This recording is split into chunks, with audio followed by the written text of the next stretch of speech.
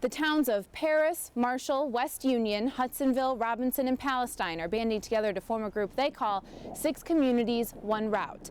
Marshall Chamber of Commerce Executive Director Jennifer Bishop says winning would mean big things for these small towns. The chief economist at Realtor.com says it's likely to be the last time we'll see these rates for a generation, if ever again. So White says right now it's worth it to go through the refinancing process.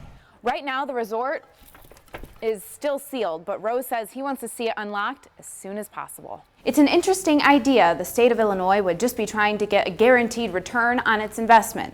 The investment would be the grants given to students, and the return would be that they stay in Illinois and pay taxes in Illinois. But there are still many unanswered questions. Another winter storm is expected to hit Coles County this weekend when we still have remnants of the last big snowfall.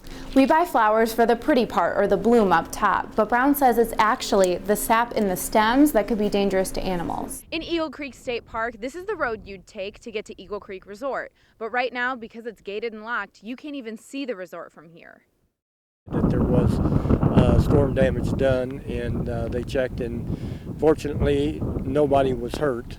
The storm that moved through Neoga Wednesday was short, swift, and strong. I was outside watching. I did see a somewhat of a funnel cloud form over what is the truck stop. It came down twice, did not touch the ground, but went back up. And shortly after, we started receiving calls of property damage throughout the town and out in the rural areas.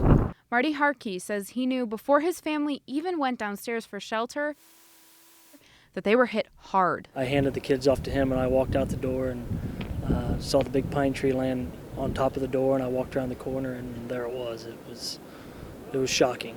We've lost one. The building behind us, half of it is gone. Had some equipment in it that's just laying on top of, and then to the east we lost a big it was a big barn. It's old. I don't know how old it is. It's several years old. But in the small town of Neoga, help came from all directions.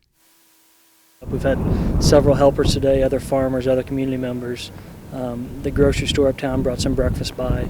And Harkey says at the end of the day, the buildings may mean a lot to him. The building to the east was here when Grandpa bought the place. And it's got a lot of stories behind it. He could have lost much more.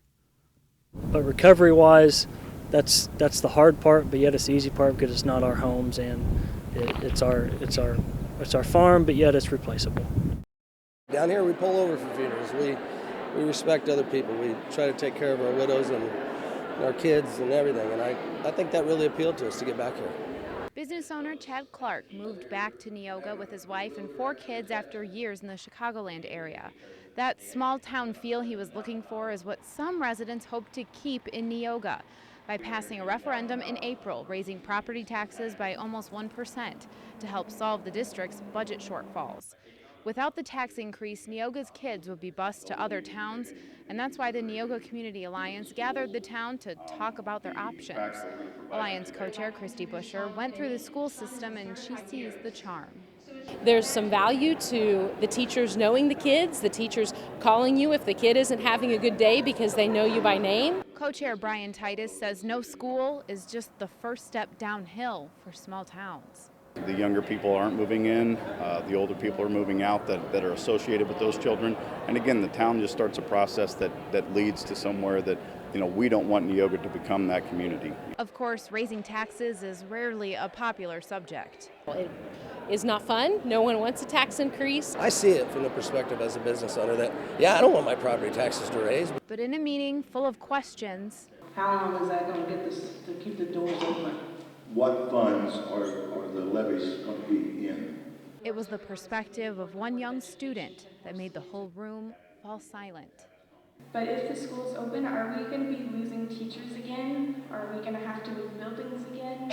If the elementary school's closed, we only have 2 buildings. We can't close it.